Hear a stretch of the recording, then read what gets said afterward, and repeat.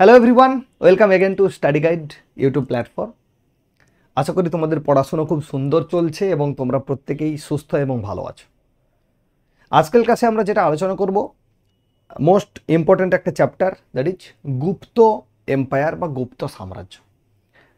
এর আগে আমরা বৈদেশিক প্রভাব বা বৈদেশিক আক্রমণ, তার সঙ্গে সাতবাহন সাম্রাজ্য, যেটা মগধের যে শেষ সাম্রাজ্য, সেটা আলোচনা করেছি। এরপর আমরা সর্বভারতীয় সাম্রাজ্য হিসেবে আলোচনা করব গুপ্ত সাম্রাজ্য। এই গুপ্ত সাম্রাজ্য কোথা থেকে তৈরি হল? আমি আগের ক্লাসে তোমাদেরকে খানিকটা বলেছিলাম যে ভারতবর্ষে যে বৈদেশিক আক্রমণ ঘটেছিল, যেটা ইন্দো গ্রিকদের হাত ধরে শুরু হয়েছিল, তারপর শক, তারপর পল্লব, তারপর কুষাণ। তো যখন কুষাণরা ভারতবর্ষে শাসন করছে, তখন কিন্তু কুষাণরা একটা কাছাকাছি সর্বভারতীয় সাম্রাজ্য তৈরি করে ফেলেছে। বোঝা গেল?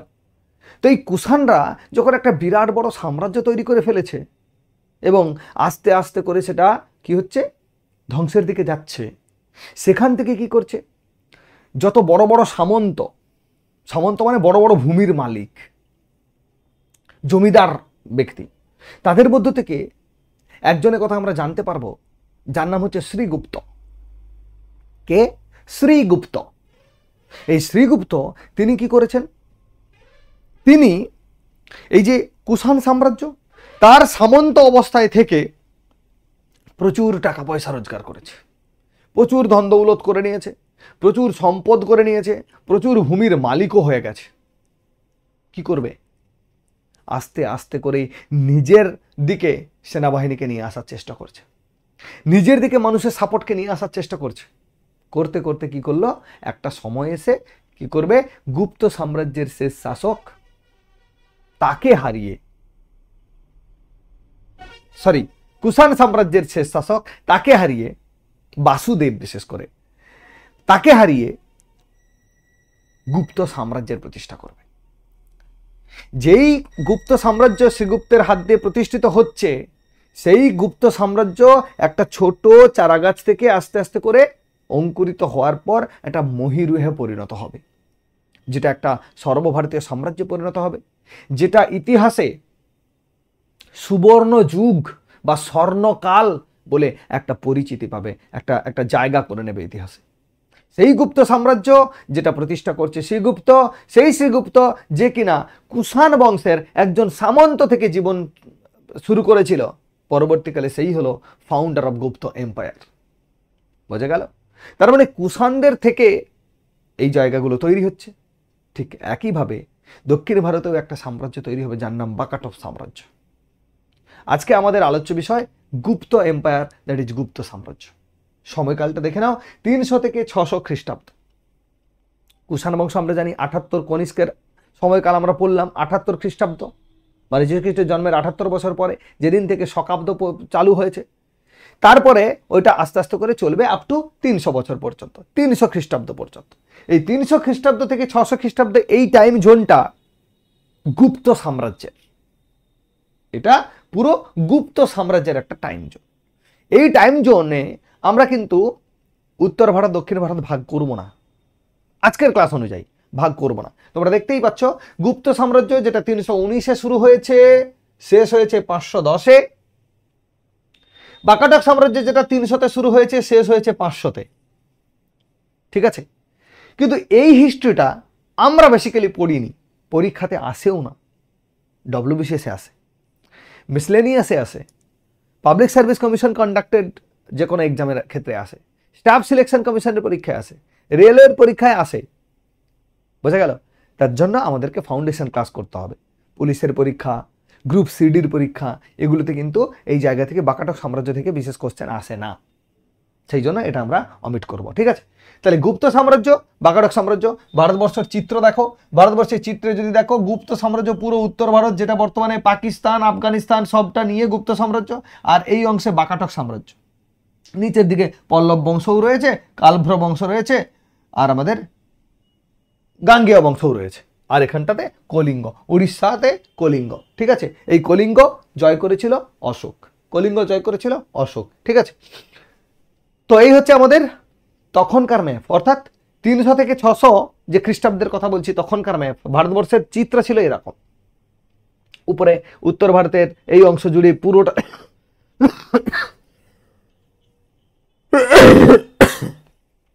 উত্তর ভারতের পুরোটা জুড়ে ছিল গুপ্ত সাম্রাজ্য, দক্ষিণ ভারতের বেশিরভাগ অংশটা ছিল বাকাটক সাম্রাজ্য, তাই না? ছোট ছোট প্রচুর বংশ আছে, সব পড়তে গেলে তাহলে তো ইতিহাসের পিএইচডি করা হয়ে যাবে, রিসার্চ করা হয়ে যাবে, দরকার নেই। আমরা এই সময়ের এই দুটো হিস্ট্রি পড়বো, গুপ্ত এম্পায়ার, বাকাটক। তার মধ্যেও আমি তোমাদেরকে স্পেসিফাই করে দিচ্ছি বাকাটক পড়ার দরকারই নেই, তার কারণ হচ্ছে বাকাটক থেকে প্রশ্ন আসবে না তোমাদের, আসবে গুপ্ত এম্পায়ার থেকে। ঠিক আছে? তোমার কাছে যদি মটন থাকে আর ধরো চিকেন থাকে, তুমি কোনটা খাবে? মটনটা বেসিক্যালি খাবে।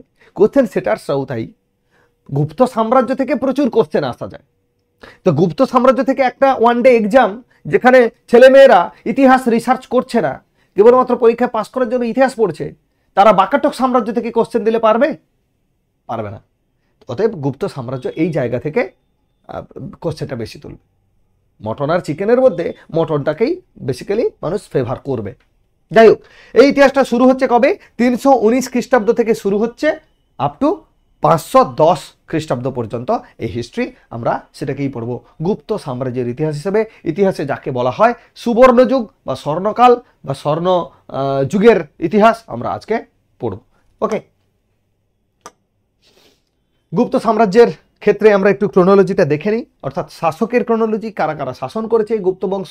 কারণ তাদের শাসন পদ্ধতি উন্নত মানে হওয়ার জন্যই তো এত বড় সাম্রাজ্য তৈরি হয়েছে, হ্যাঁ কিনা? তাদের সাম্রাজ্য উন্নত মানে, তাদের শাসন ব্যবস্থা উন্নত মানে হওয়ার জন্যই তাই এত বড় সাম্রাজ্য তৈরি করেছে, যার জন্য আমরা সুবর্ণযুগ বলছি, হ্যাঁ কিনা? আমরা যদি স্বাধীনোত্তর ভারতবর্ষে দেখি, সেখানেও দেখবো কোন প্রধানমন্ত্রী ভালো, কোন প্রধানমন্ত্রীর সময় সব থেকে ভালো কাজ হয়েছে। আমরা ইন্দিরা গান্ধীর নাম মনে রাখি, 1971-এ পূর্ব পাকিস্তান থেকে বাংলাদেশের জন্ম দিয়েছে। এরপর আমরা রাজীব গান্ধীর কথা জানবো, এরপর আমরা অটল বিহারী বাজপেয়ীর কথা জানবো, বর্তমানে প্রধানমন্ত্রী নরেন্দ্র মোদীর কথা জানবো, হ্যাঁ কিনা? শাসকের উপর ডিপেন্ড করছে তার সময়কার ইতিহাস স্বর্ণযুগের ইতিহাস হবে নাকি তাম্রযুগের ইতিহাস হবে, নাকি ইতিহাসের স্থানই পাবে না, হ্যাঁ কিনা? তাহলে শাসকগুলো দেখে নাও। প্রথম শ্রীগুপ্ত, তিনি কি করেছেন? এইরকম একটা স্বর্ণযুগের ইতিহাসের সূচনা করতে গিয়ে তিনি গুপ্ত সাম্রাজ্যের মতো একটা বড় বা মহান সাম্রাজ্য স্থাপন করেছেন। তারপরে ঘটোৎকচ গুপ্ত, দেন প্রথম চন্দ্রগুপ্ত, তারপরে সমুদ্রগুপ্ত, তারপরেই আসবো তার ছেলে দ্বিতীয় বিক্রমাদিত্য। কে? দ্বিতীয় বিক্রমাদিত্য, যিনি ইতিহাসে দ্বিতীয় চন্দ্রগুপ্ত, যিনি ইতিহাসে বিক্রমাদিত্য নামে পরিচিত। বোঝা গেল? সব থেকে গুরুত্বপূর্ণ রাজার কথা সমুদ্রগুপ্ত। আর সমুদ্র হিমাচল তিনি নাকি শাসন করতেন, তার ঘোড়া নাকি 3 সমুদ্রের জল খেত। 3 সমুদ্র মানে কোথায় কোথায় সমুদ্র? এক সমুদ্র আরব সাগর, এক সমুদ্র বঙ্গোপসাগর, এক সমুদ্র ভারত মহাসাগর। বলা হচ্ছে সমুদ্রগুপ্তের ঘোড়া নাকি 3 সমুদ্রের জল খেত। 3 সমুদ্রের জল খেত মানে কি? তার বিস্তার লাভ 3 সমুদ্রের যে অঞ্চলগুলো উপদ্বীপীয় অঞ্চল সেই জায়গায় ছিল নিশ্চিতভাবে, নাহলে তার 3 সমুদ্র। এই কথাটার মানে কি? তার মানে কি এই 3টে অঞ্চলের মানুষ প্রত্যেকেই তার বশ্যতা স্বীকার করে নিয়েছিল, প্রত্যেকেই তার বশ্যতা স্বীকার করে নিয়েছিল। চন্দ্রগুপ্ত, দেন কুমারগুপ্ত, স্কন্দগুপ্ত, শেষে আমরা পড়ব বিষ্ণুগুপ্ত। এই অধমের সময়ে গুপ্ত সাম্রাজ্য বা স্বর্ণযুগের অবসান হয়েছিল। বোঝা গেল? তাহলে শুরু হচ্ছে শ্রীগুপ্ত থেকে, ঘটোৎকচ গুপ্ত, প্রথম চন্দ্রগুপ্ত, সমুদ্রগুপ্ত, দ্বিতীয় চন্দ্রগুপ্ত, তারপরে আমরা দেখব কুমারগুপ্ত নালন্দা প্রতিষ্ঠা করছে, দেন স্কন্দগুপ্ত, ভারতের রক্ষাকারী বলছি আমরা, দেন বিষ্ণুগুপ্ত। ঠিক আছে? প্রত্যেকটা শাসক যথেষ্ট দক্ষ। ওকে, নেক্সট প্রথম চন্দ্রগুপ্ত, তিনি কি? প্রকৃত প্রতিষ্ঠাতা। কি? প্রকৃত প্রতিষ্ঠাতা। বোঝা গেল কি? আমি তোমাদেরকে আগের ক্লাসে বোধহয় বুঝিয়েছিলাম যে প্রতিষ্ঠাতা আর প্রকৃত প্রতিষ্ঠাতার মধ্যে বেসিক ডিফারেন্সটা কি। প্রতিষ্ঠাতা মানে সাম্রাজ্যের সূত্রপাত তার হাত ধরে হচ্ছে, বা ওই বংশের সূত্রপাত তার হাত ধরে হচ্ছে, কিন্তু একটা সার্বভৌম সাম্রাজ্য তৈরি করতে গেলে যা যা রসদ দরকার সেটা নেই। বোঝা গেল? আমার একটা বাড়ি আছে, সেটা আমার বাবা বা আমার দাদু তৈরি করেছেন, কিন্তু আমার বাবা সেই বাড়িতে এমনভাবে ডেভেলপ করেছে, এমন ওয়েল ডিজাইন করেছে, ওয়েল প্ল্যান করেছে, ফলে সেই বাড়ির যে খবর বা সেই বাড়ির প্রভাব সারা এরিয়াতে ছড়িয়ে পড়েছে।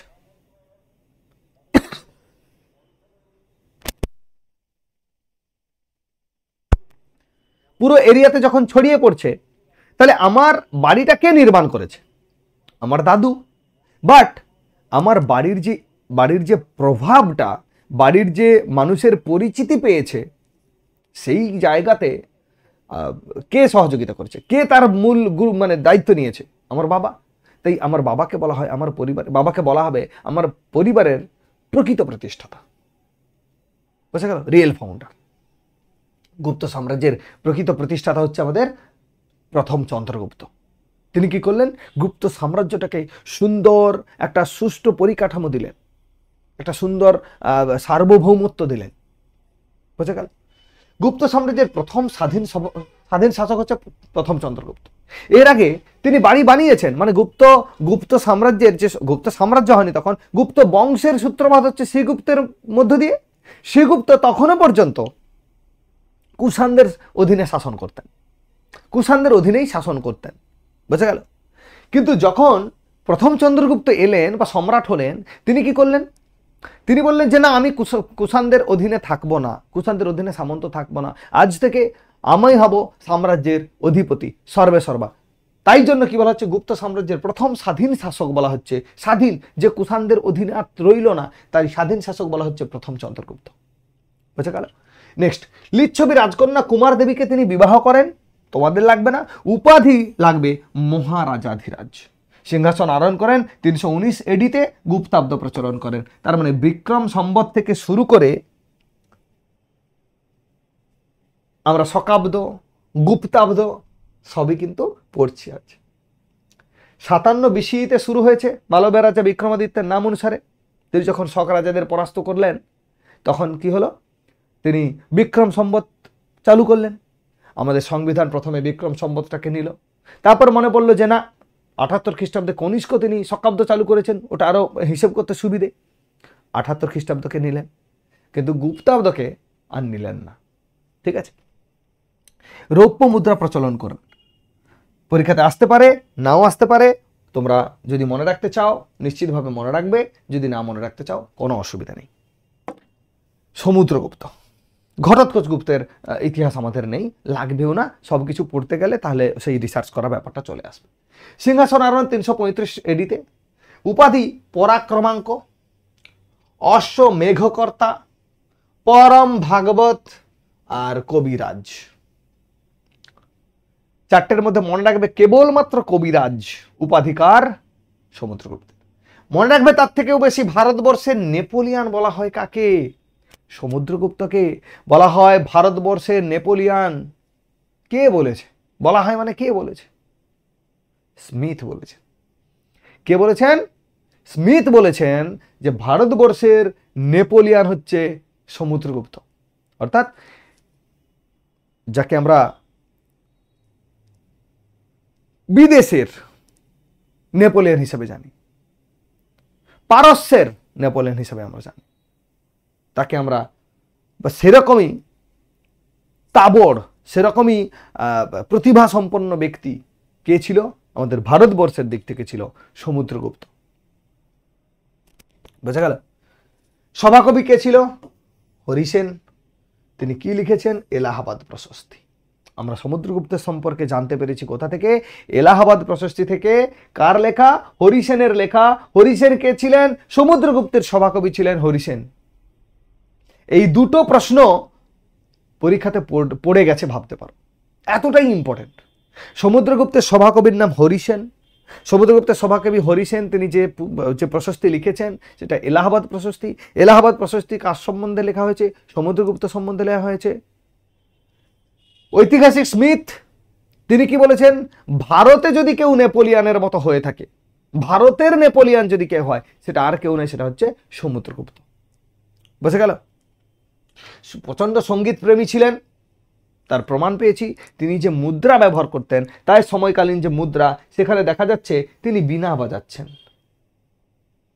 বীণা বাদনরত মূর্তি সমুদ্রগুপ্তের, যেটা মুদ্রাতে আছে। বিনা বাদনরত মূর্তিটা মুদ্রাতে খোদাই করা আছে, তার মানে তিনি গান বাজনার যথেষ্ট কি করতেন, চর্চা করতেন, হ্যাঁ কিনা? সেই জন্য বলা হচ্ছে প্রচণ্ড তিনি সঙ্গীত প্রেমী ছিলেন। এলাহাবাদ প্রস্তুতি থেকে আরও কিছু জানা যায় এই এই এই প্রসঙ্গে। নেক্সট, দ্বিতীয় চন্দ্রগুপ্ত। তাহলে ওটা তোমরা সমুদ্রগুপ্ত থেকে দুটো জিনিস তোমরা মনে রাখো, বা তিনটে জিনিস। বিনা বাদনরত ছবি কোথায় আছে, ভারতের নেপোলিয়ান কাকে বলা হয়, আর হচ্ছে আমাদের তার সভাকবি হরিসেন লিখেছেন এলাহাবাদ প্রশস্তি। That's all. দ্বিতীয় চন্দ্রগুপ্ত 380 খ্রিস্টাব্দে, তার শাসনকাল গুপ্ত যুগের সুবর্ণ যুগ নামে পরিচিত। দ্বিতীয় চন্দ্রগুপ্ত, তার রাজসভা ছিল নবরত্ন নামে পরিচিত ছিল। 9 জন বিরাট বিদ্বান ব্যক্তির কথা আমরা জানতে পারবো, কালিদাস থেকে শুরু করে আমরা 9 জন বিদ্বানের কথা জানবো, যার কার রাজসভায় ছিল, দ্বিতীয় চন্দ্রগুপ্ত রাজসভায় ছিল, যার উপাধি ছিল বিক্রমাদিত্য। উপাধি ছিল বিক্রমাদিত্য, শকদের তিনি পরাস্ত করেছিলেন বলে বিক্রমাদিত্য উপাধি নিয়েছিলেন। রাজধানী ছিল পাটলিপুত্র প্রথমে, দেন উজ্জয়িনী।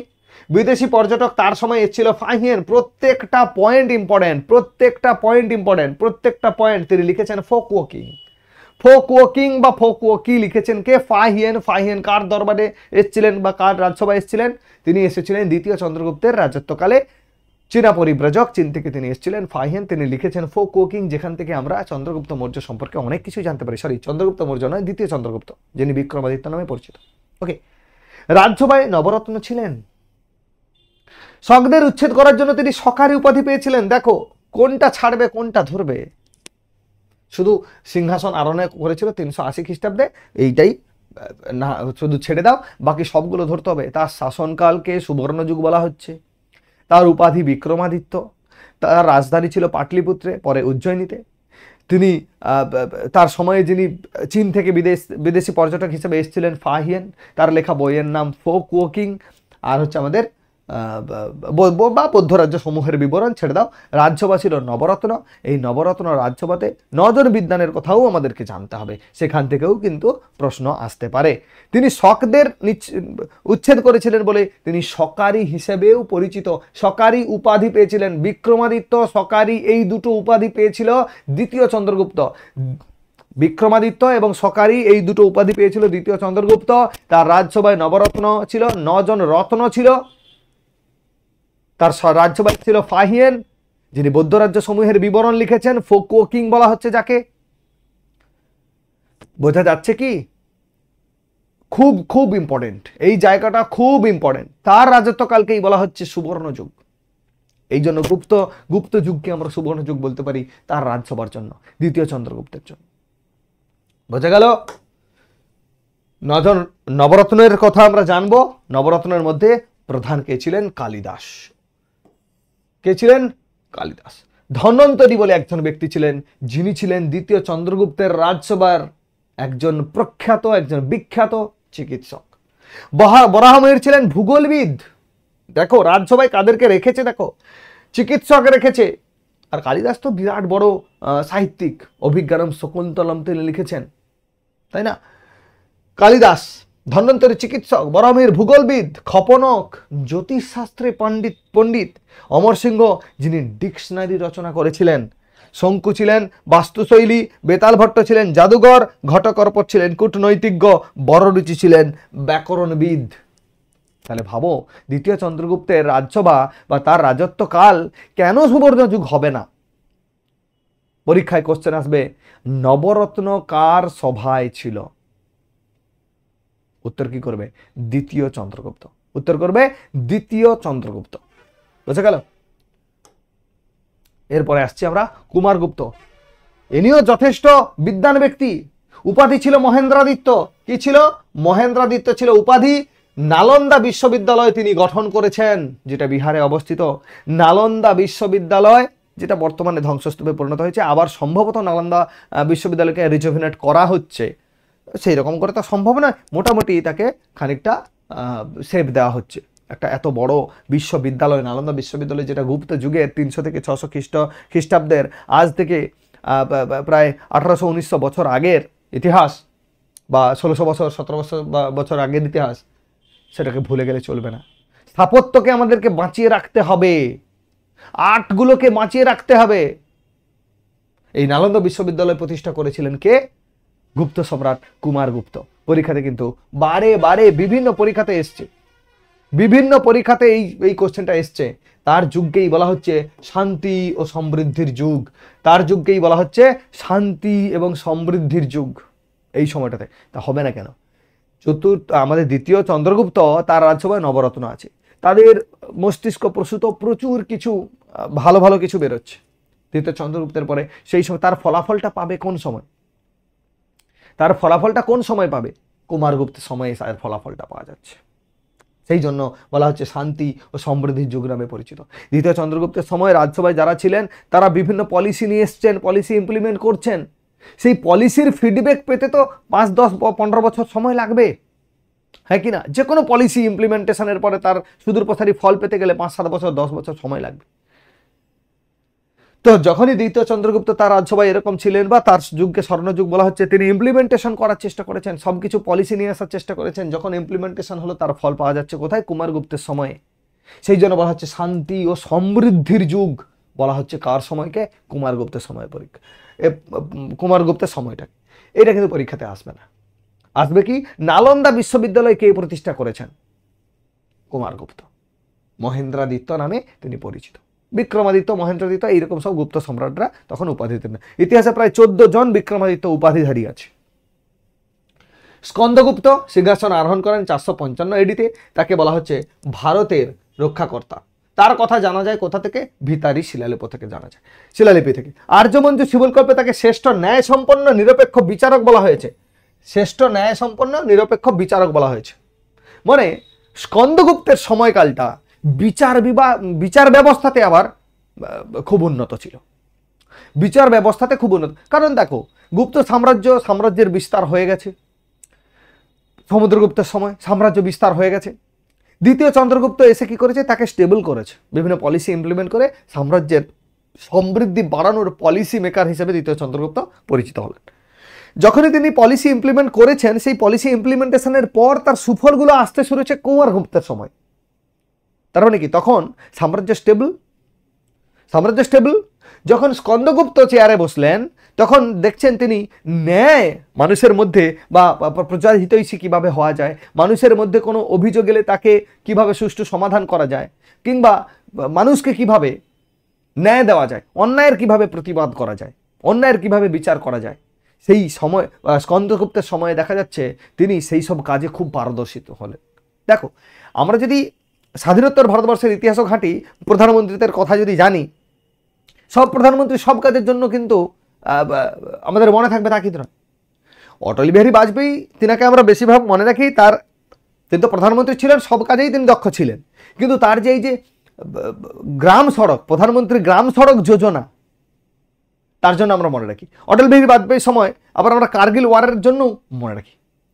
আর রাজীব গান্ধীর কথা কিংবা ইন্দিরা গান্ধীকে আমরা মনে রাখি যে একজন প্রকৃত প্রধানমন্ত্রী, একজন মহিলা হয়েও তিনি একজন প্রধানমন্ত্রী যে কিনা প্রচণ্ড একগুঁয়ে এবং মানে কি বলা যায়, তার ইনস্ট্যান্ট অ্যাকশন নিতেন, ইনস্ট্যান্ট অ্যাকশন, এবং কারুর কাছে তিনি মাথা নত করতেন না। একজন ঢিট প্রধানমন্ত্রী, তাই না?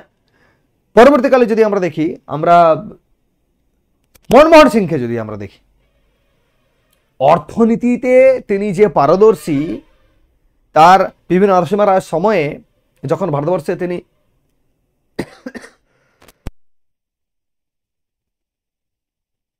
অর্থমন্ত্রী ছিলেন, পরবর্তীকালে তিনি প্রধানমন্ত্রী হয়েছেন। এই সময়ে ভারতবর্ষের উপর যখন ইমার্জেন্সি লাগু করা হলো, ভারতবর্ষের চারদিকে যখন আমেরিকা চেপে ধরলো, ভারতবর্ষে শুধুমাত্র 14 দিনের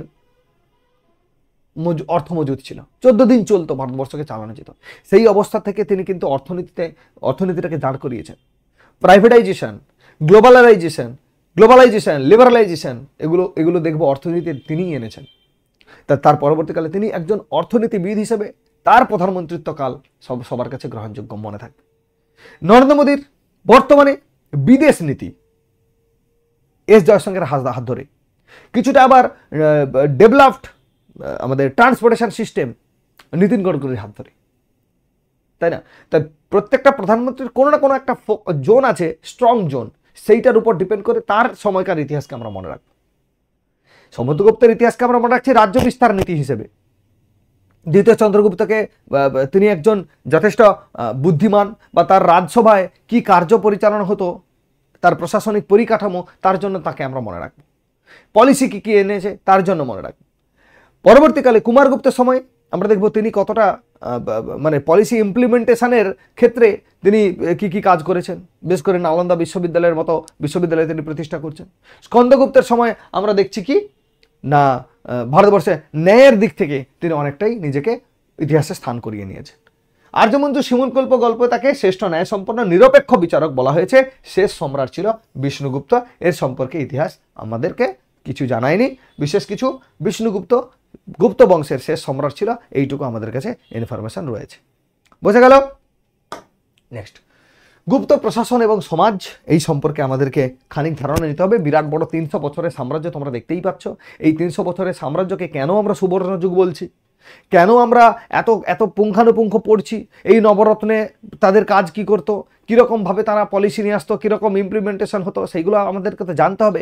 অর্থনৈতিক ব্যবস্থা কেমন ছিল, সামাজিক ব্যবস্থা কেমন ছিল, আমাদের রাজনৈতিক পরিকাঠামো কেমন ছিল, গুপ্ত প্রশাসন ব্যবস্থা কেমন ছিল, সেইগুলো কিন্তু আমাদের গুরুত্বপূর্ণ জানতেও হবে, পরীক্ষাতেও আসে। শাসন ব্যবস্থা শীর্ষে ছিল রাজা, সে বিষয়ে তো কোনো সন্দেহ থাকার কথা নয় কারুর। প্রশাসনের শীর্ষে রাজাই কেবলমাত্র থাকতে পারে, আদারওয়াইজ কারুর পক্ষে থাকা সম্ভব নয়। সাম্রাজ্যের সম্রাট শুধু রাজা নয়, সম্রাট। মন্ত্রী ও উচ্চপদের কর্মচারীরা তাকে সাহায্য করতেন।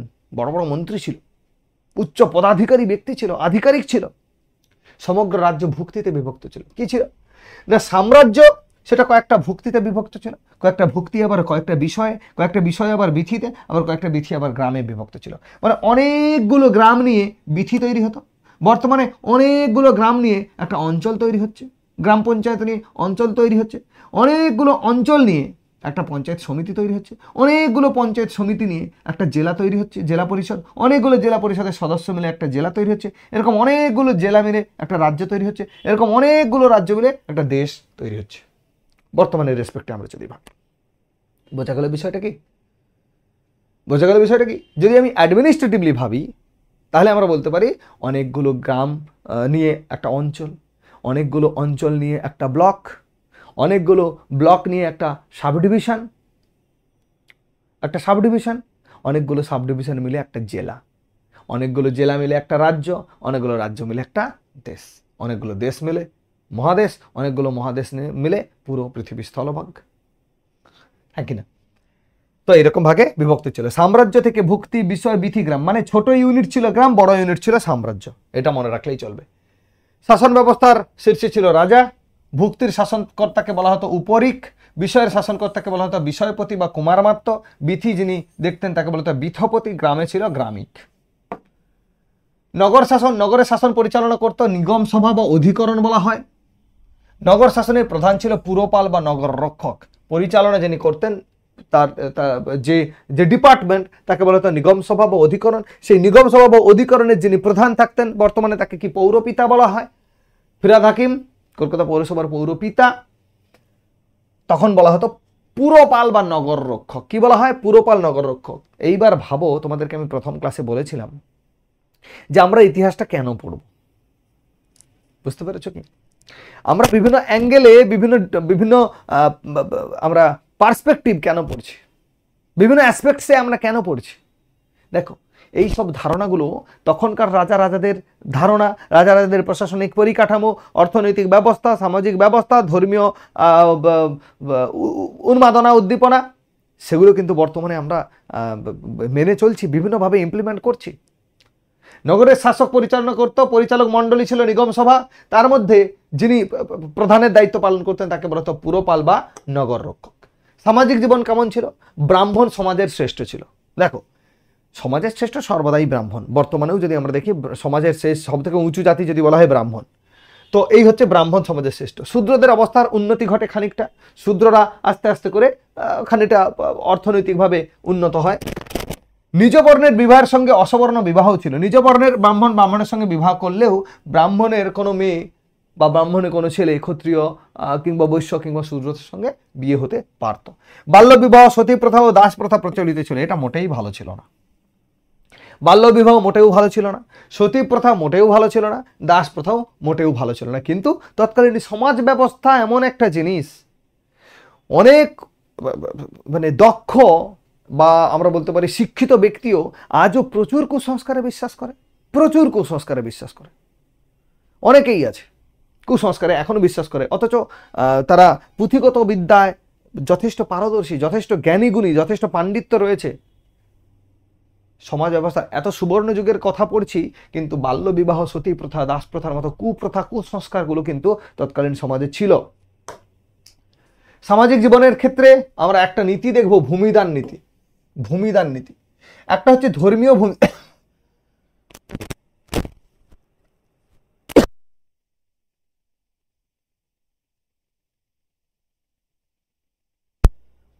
ধর্মীয় বিষয়ের জন্য ভূমিদান করা হতো বেসিক্যালি। তাহলে ব্রাহ্মণরা ভূমি পেত, সাতবাহনরা তো ভূমিদান প্রথা শুরু করেছে ব্রাহ্মণদেরকে।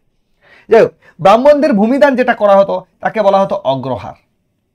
সমুদ্রগুপ্তের গয়া এবং নালন্দা লেখ থেকে কিন্তু এইটা জানা যায় যে ব্রাহ্মণদেরকে ভূমিদান যেটা করা হতো তাকে বলা হতো অগ্রহার, যেটা বেসিক্যালি ধর্মীয় কারণেই দান করা হতো। ধর্মীয় কারণেই দান করা হতো। ধরো ব্রাহ্মণরা যাগযজ্ঞ করতে এসছে, তাকে ভূমিদান করা হচ্ছে, তখন তাকে বলা হচ্ছে ধর্মীয় ভূমিদান। কোনো ধর্মীয় কাজ করা হবে, সেখানে ভূমিদান করা হচ্ছে। কোথাও একটা যাগযজ্ঞ করা হবে, মন্দির বানানো হবে, তার জন্য ভূমিদান করা হচ্ছে, সেই জন্য তাকে বলা হচ্ছে ধর্মীয় ভূমিদান। এই যে ধর্মীয় ভূমির ব্রাহ্মণদের যখন সেই ধর্মীয় কারণে ভূমিদান করা হচ্ছে, তখন তাকে বলা হচ্ছে অগ্রহার। কি বলা হচ্ছে? অগ্রহার মানে দান। ধর্মনিরপেক্ষ ভূমিদান, ধর্মনিরপেক্ষ গোষ্ঠীকেও, যারা ধর্মের সঙ্গে যুক্ত নয়, তাদেরকেও বিভিন্নভাবে ভূমিদান করা হতো। ঠিক আছে, এটা আছে ধর্মনিরপেক্ষ ভূমিদান বলা হতো। ওকে, নেক্সট, ধর্মীয় জীবন কেমন ছিল? রাজকীয় ধর্ম ছিল বৈষ্ণব ধর্ম। রাজকীয় চিহ্ন ছিল গরুড়। কি ছিল? রাজকীয় চিহ্ন ছিল গরুড়। গরুড় মানে যার নাক বড়, পাখা আছে, তাকে বলা হচ্ছে বিষ্ণুর অবতার, সম্ভবত গরুড়। হ্যাঁ, বিষ্ণুর অবতার বরাহ, যাই হোক, গরুড় বরাহ এইরকম টাইপের। হ্যাঁ, তো যারা ব্রাহ্মণ আছো তারা হয়তো এই জিনিসগুলো আরো ভালো করে জানবে। যাই হোক, রাজকীয় চিহ্ন গরুড়, বিষ্ণুর অবতার বরাহ। এই যুগকে হিন্দু ধর্মের পুনরুত্থানের যুগ বলা হয়। দেখো, এই পয়েন্টটা কিন্তু খুব ইম্পর্টেন্ট। এই যে গুপ্ত যুগ, এই সময়কালকে বলা হচ্ছে হিন্দু ধর্মের পুনরুত্থানের যুগ। বিষ্ণুর অবতার চলে আসছে, রাজকীয় চিহ্ন গরুড় চলে আসছে, বিষ্ণু মন্দিরেই গরুড় থাকে সম্ভবত, বিষ্ণুর বাহন, সরি অবতার নয়, বাহন, বাহন হচ্ছে গরুড়। এই সময়ের হিন্দু ধর্মকে পৌরাণিক হিন্দু ধর্মও বলে। এই সময়ের হিন্দু ধর্মকে পৌরাণিক হিন্দু ধর্মও বলে। ঠিক আছে, ধর্মীয় জীবন। অর্থনৈতিক জীবন কেমন ছিল? আয়ের মূল উৎস ছিল কৃষিকাজ। কি ছিল? কৃষিকাজ। জমির মালিক ছিল রাজা। জমির খুঁটিনাটি বিবরণ লিপিবদ্ধ রাখতেন পুস্তপাল। পুস্তপাল, তোমরা পুস্তক পাল ভাবতে পারো, পুস্তপাল। রাষ্ট্রীয় আয়ের মূল উৎস ছিল ভূমি রাজস্ব। ভূমি রাজস্বের পরিমাণ ছিল 6 ভাগের 1 ভাগ দিয়ে দিতে হবে। কাকে? রাজাদের।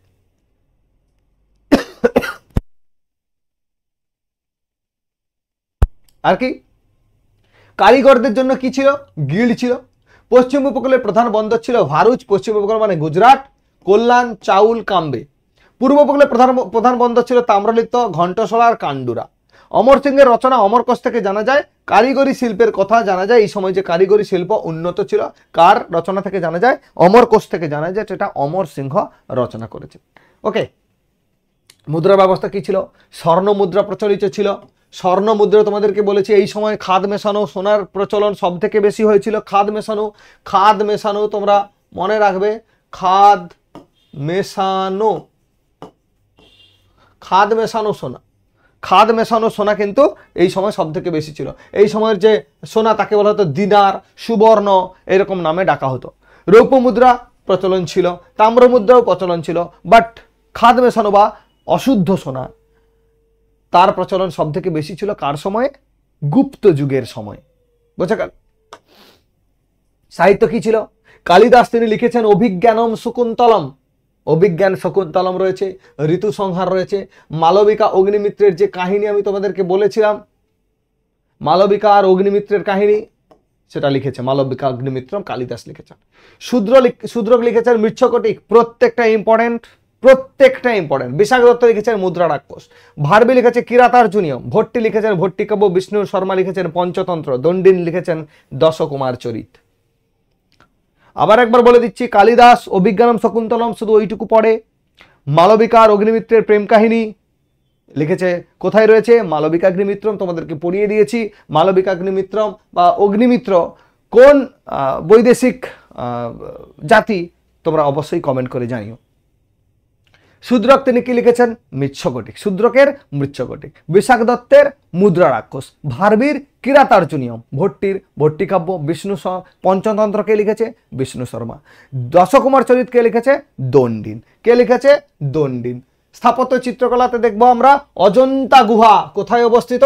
অজন্তা গুহা হচ্ছে মহারাষ্ট্রে, যেখানে 29টি গুহা রয়েছে, তার মধ্যে 16টি আছে ছবিযুক্ত। দরকার নেই এত দূর পর্যন্ত।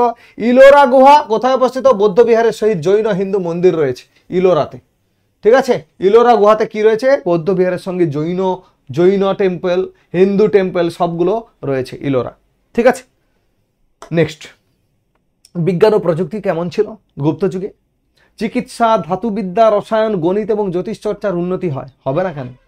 তোমাদেরকে যখন নবরত্ন দেখাই, সাহিত্য থেকে শুরু করে বিজ্ঞান, সাহিত্য, বিজ্ঞান, তারপরে আমাদের ব্যাকরণ, জাদুবিদ্যা সব কিছু ছিল, গণিত, এগুলো তো প্রচুর প্রচুর দিগ্গজ ব্যক্তিদের কথা আমরা জানলাম।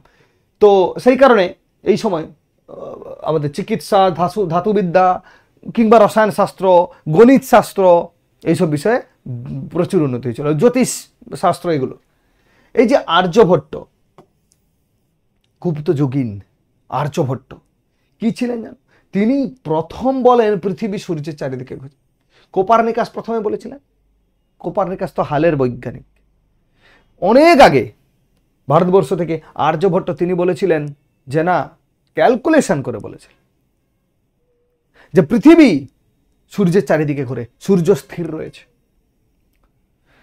গ্যালিলিও বলেছেন, কোপার্নিকাস বলেছেন, ও অনেক পরে।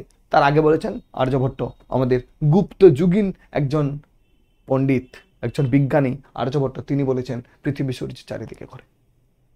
বুঝতে পেরেছ? কেন বলবো না সেই যুগকে সুবর্ণ যুগ? কেন বলবো না গুপ্ত যুগকে স্বর্ণযুগ? এইসব কারণের জন্য। সূর্য ও চন্দ্র গ্রহণের কথা বলে এই তোমাদের কাল পরশু বা তার আগের দিন পূর্ণগ্রাস চন্দ্রগ্রহণ হয়ে গেল, তাই না? কাল বা পরশু সম্ভবত পূর্ণগ্রাস চন্দ্রগ্রহণ হয়েছে, দেখেছ কি?